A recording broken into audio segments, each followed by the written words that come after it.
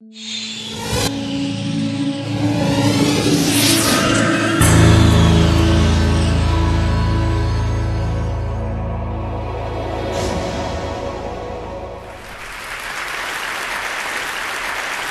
world is changing with really remarkable speed.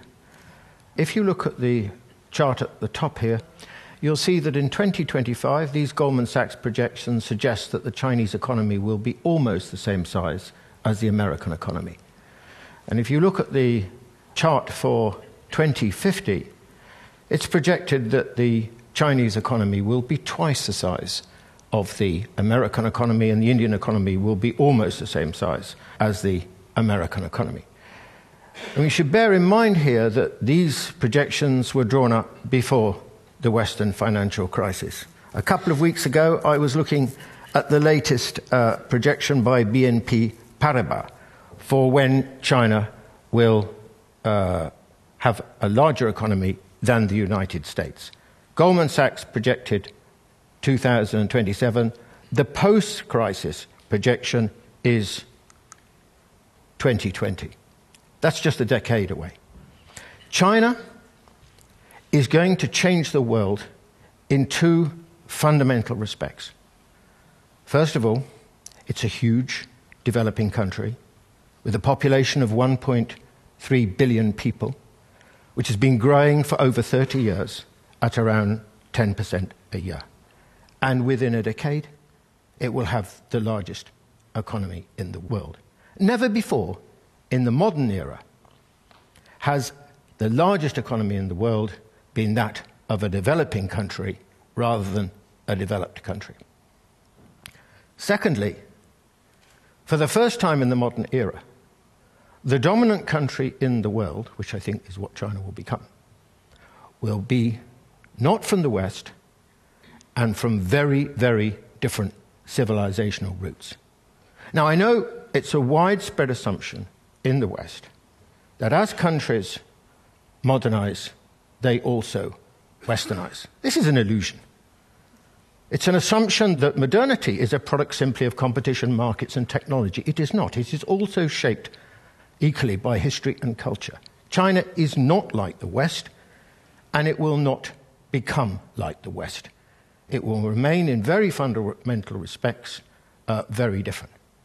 Now, the big question here is obviously, well, how do we make sense of China? How do we try and understand what China is? And the problem we have in the West at the moment, by and large, is that the conventional approach is that we understand it really in Western terms using Western ideas. We can't. Now, I want to offer you 3 building blocks for trying to understand what China is like, just as a beginning. The first is this, that China is not really a nation-state. Okay, it's called itself a nation-state for the last 100 years.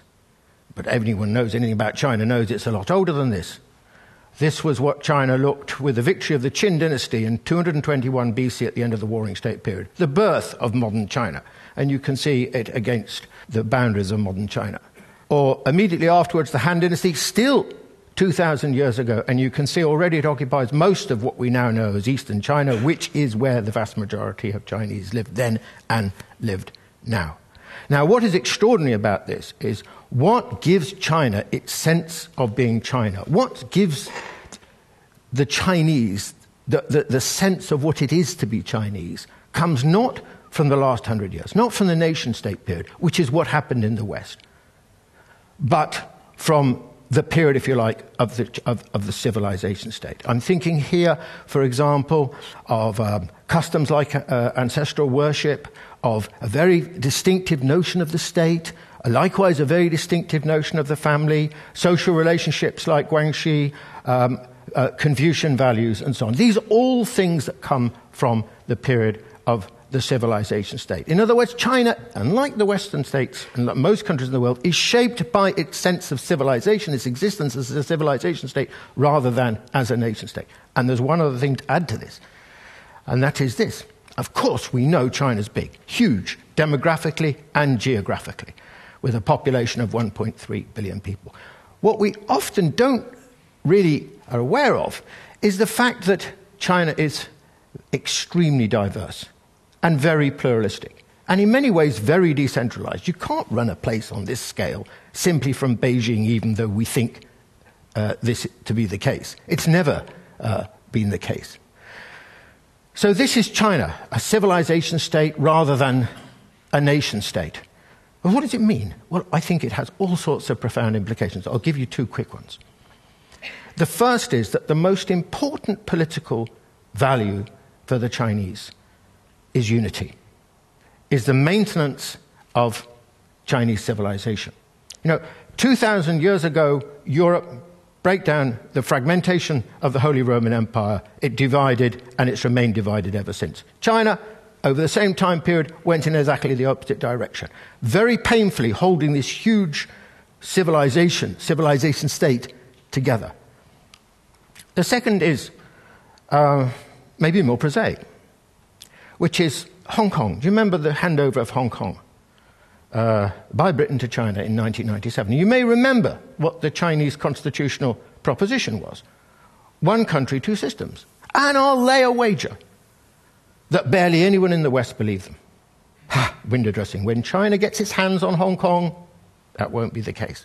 13 years on, the political and legal system in Hong Kong is as different now as it was in 1997. We were wrong. Why we were wrong? We were wrong because we thought, naturally enough, in nation-state ways. Think of German unification, 1990. What happened? Well, basically the East was swallowed by the West.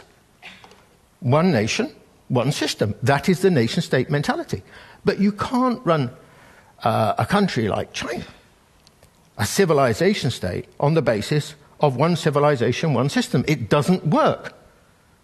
So actually the response of China to the question of Hong Kong, as it will be to the question of Taiwan, was a natural response. One civilization, many systems. Let me offer you another building block to try and understand China, maybe not such a comfortable one. The Chinese have a very, very different conception of race to most other countries.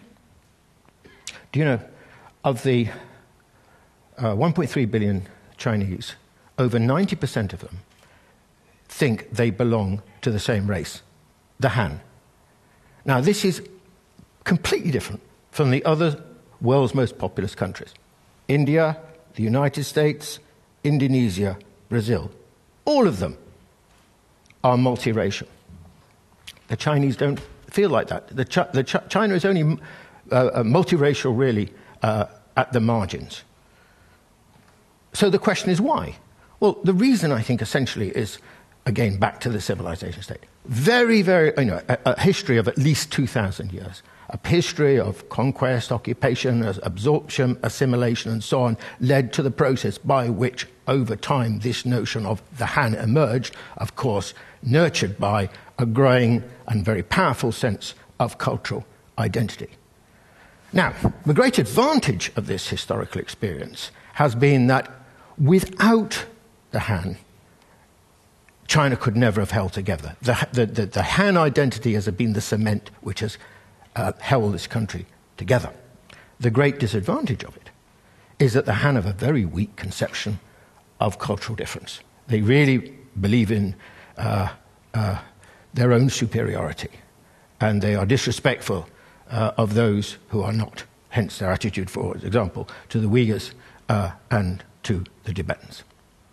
Or let me give you my third building block, the Chinese state. Now, the relationship between the state and society in China is very different from that in the West. Now, we in the West overwhelmingly seem to think these days, at least, that the authority and legitimacy of the state is a function of democracy.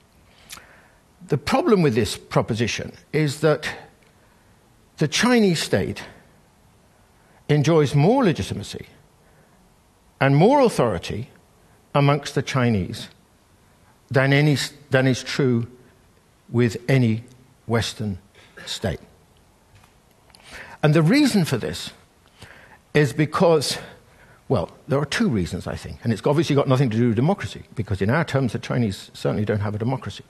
But the reason for this is, firstly, because The state in China is given a very special, enjoys a very special significance as the representative, the embodiment, and the guardian of Chinese civilization, of the civilization state. This is as close as China gets to a kind of spiritual role. And the second reason is because, whereas in Europe and North America, the state's power is continuously challenged, I mean, in European tradition, historically against the church, against other sections of the aristocracy, against merchants and so on, for 1,000 years, the power of the Chinese state has not been challenged. It's had no serious rivals. So you can see that the way in which power has been constructed in China is very different from our experience in Western history. The result, by the way, is that the Chinese have a very different view of the state. Whereas we tend to view it as an intruder, a stranger, certainly an organ whose powers need to be limited or defined and constrained, the Chinese don't see the state like that at all. The Chinese view the state as an intimate, not just as an intimate actually, as a member of the family. Not just, in fact, as a member of the family, but as the head of the family, the patriarch of the family. This is the Chinese view of the state. Very, very different to ours. It's embedded in society in a different kind of way to what is the case in the West. And I would suggest to you that actually what we are dealing with here in the Chinese context is a new kind of paradigm, which is different from anything we've had to think about in the past. You know, China believes in the market and the state. I mean, Adam Smith, already writing in the late 18th century, said the Chinese market is larger and more developed and more sophisticated than anything in Europe. And apart from the Mao period, that has remained more or less the case ever since. But this is combined with an extremely strong and ubiquitous state. The state is everywhere in China. I mean, its leading firms, many of them are still publicly owned. Private firms, however large they are, like Lenovo, depend in many ways on state patronage. Targets for the economy and so on are set by the state. And the state, of course, its authority flows into lots of other areas, as we're familiar with something like the one-child policy. Moreover, this is a very old state tradition, a very old tradition of statecraft. I mean, if you want an illustration of this, the Great Wall is one. But this is another. This is the Grand Canal, which was constructed in the first instance in the 5th century BC and was finally completed in the 7th century AD. It went for 1,114 miles, linking Beijing with Hangzhou and Shanghai. So there's a long history of extraordinary state infrastructural projects in China, which I suppose helps us to explain what we see today, which is something like the Three Gorges Dam and many other expressions of state competence within China. So there we have three building blocks for trying to understand the difference that is China. The civilization state, the notion of race, and the nature of the state in its relationship to society. And yet we still insist, by and large, in thinking that we can understand China by simply drawing on Western experience, looking at it through Western eyes, using Western concepts. If you want to know why we unerringly seem to get China wrong, our predictions about what's going to happen to China are incorrect, this is the reason. Unfortunately, I have to say that I think our attitude towards China is that of a kind of little Westerner mentality. You know, it's kind of arrogant. It's arrogant in the sense that we think that we are best and therefore we have the universal measure. And secondly, it's ignorant. We refuse to really address the issue of difference. You know, there's a very, very interesting passage in a book by Paul Cohen, the American historian. And Paul Cohen argues that the West thinks of itself as probably the most cosmopolitan of all cultures. But it's not. In many ways, it's the most parochial. Because for 200 years, the West has been so dominant in the world that it's not really needed to understand other cultures, other civilizations, because at the end of the day, it could, if necessary by force, get its own way. Whereas those cultures, virtually the rest of the world, in fact, which have been in a far weaker position vis-à-vis the West, have been thereby forced to understand the West because of the West's presence in those societies. And therefore, they are, as a result, more cosmopolitan in many ways than the West. I mean, take the question of East Asia. East Asia, Japan, Korea, China, etc. A third of the world's population lives there. Now the largest economic region in the world. And I'll tell you now, that East Asians, people from East Asia, are far more knowledgeable about the West than the West is about East Asia. Now, this point is very germane, I'm afraid, to the present. Because what's happening, back to that chart at the beginning, the Goldman Sachs chart, what is happening is that very rapidly, in historical terms, the world is being driven and shaped, not by the old developed countries, but by the developing world. I mean, we've seen this in terms of the G20 usurping very rapidly the position of the G7 or the G8. And there are two consequences of this. First, the West is rapidly losing its influence in the world. There was a dramatic illustration of this, actually, a year ago, Copenhagen, Climate Change Conference. Europe was not at the final negotiating table. When did that last happen? I would wager it was probably about 200 years ago. And that is what is going to happen in the future. And the second implication is that the world will inevitably, as a consequence, become increasingly unfamiliar to us, because it will be shaped by cultures and experiences and histories that we are not really familiar with or conversant with.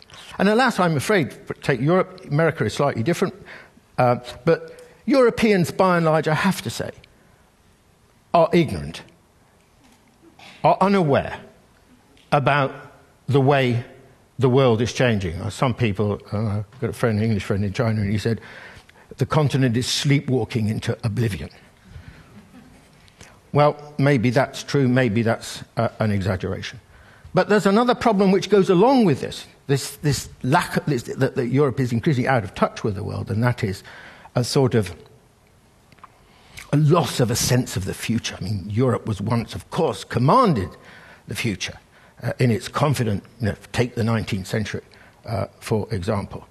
But this, alas, is no longer true. If you want to feel the future, if you want to taste the future, try China, says old Confucius. This is a railway station, the like of which you've never seen before. It doesn't even look like a railway station. This is the new Guangzhou railway station for the high-speed trains. China already has more of the bigger network than any other country in the world, and will soon have more than all the rest of the world put together. Or take this. Now, this is an idea, but it's an idea to be tried out shortly in a suburb of Beijing. Here you have a megabus. On the upper deck carries about 2,000 people. It travels on rails down a suburban road, and the cars travel underneath it. And it does speeds of up to about 100 miles an hour. Now, this is the way things are going to move, because China has a very specific problem, which is different from Europe and different to the United States. China has huge numbers of people and no space. So this is a solution to a situation where China is going to have many, many, many cities, over 20 million people. Okay, so how would I like to finish? Well, what should our attitude be towards this world that we see very rapidly developing before us? I think there'll be good things about it, and there'll be bad things about it. But I want to argue, above all, a big picture positive for this world. You know, for 200 years, the world was essentially governed by a fragment of the human population. That's what Europe and North America represented. The arrival of countries like China and India, between them 38% of the world's population, and others like Indonesia and Brazil and so on, represents the most important single act of democratization in the last 200 years. Civilizations and cultures which have been ignored, which had no voice, which were not listened to, which were not known about, will have a different sort of representation in this world. As humanists, we must welcome, surely, this transformation. And we will have to learn about these civilizations. This big ship here was the one sailed in by Zheng He in the early 15th century on his great voyages around the South China Sea, the East China Sea, and across the Indian Ocean to East Africa. The little boat in front of it was the one in which 80 years later Christopher Columbus crossed the Atlantic. Or, look carefully at this silk scroll made by Zhuzhou in 1368. I think they're playing golf. Christ, the Chinese even invented golf. Welcome to the future. Thank you.